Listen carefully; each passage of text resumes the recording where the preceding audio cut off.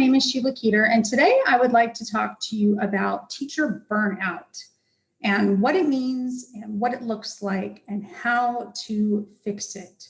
So the first thing is what is teacher burnout? It's typically when a teacher takes on way too much and they burn out and they're stressed beyond what they can cope with, and things start to suffer, whether it's their personal life or work life or both.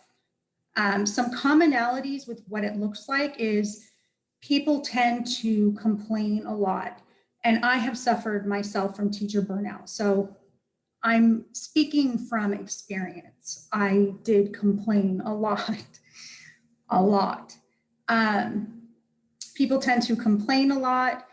They're stressed out. They start to miss deadlines. They start to miss work. They get sick a lot. And then ultimately they take a leave of absence. I personally took a leave of absence for a couple of years. That's how bad I had teacher burnout at one point. What are the causes of teacher burnout? There can be different causes. There can be things that we can control, and there can be things that are out of our control. One of the ones that are out of our control, which is a biggie, is a poor administrative staff. So the number one job of administration is to keep as few disruptions to teachers as possible so that they can take care of their students and do their jobs effectively.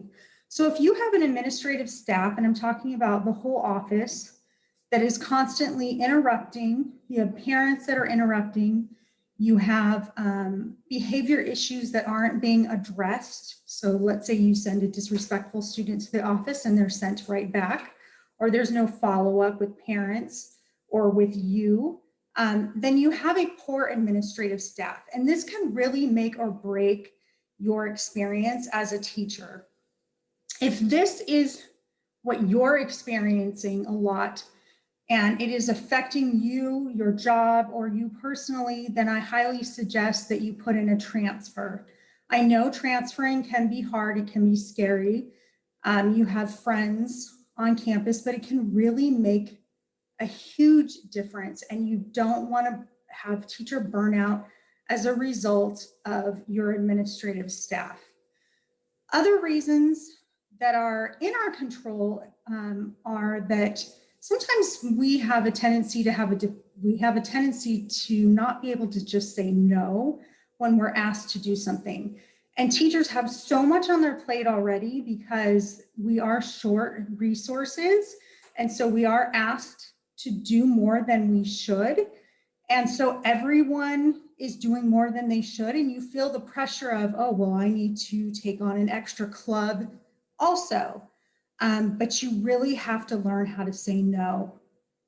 So some ways to make things better, to avoid burnout, to pull yourself out of burnout without having to take a couple years off, would be to not take work home, to know your priorities and stick to them.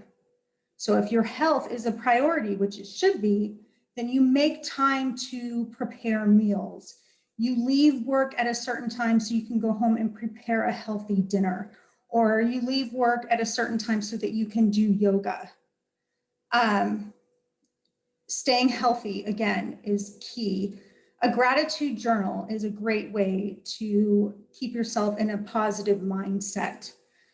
My personal morning routine, once I went back to work, I realized I need to make some changes. Didn't know what kind of administrative team I was going to have. So I knew, okay, I can control what I can control. So I get up an hour early and I do 10 minutes of meditation, followed by 20 minutes of yoga, followed by 10 minutes of a podcast. It's literally called the Happiness Podcast. And it helps to put me in a positive mindset.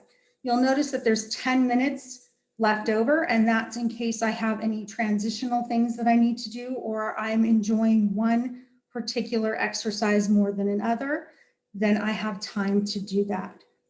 I hope that you gained some insight about teacher burnout and maybe got some tips on how to avoid it or how to pull yourself out of it.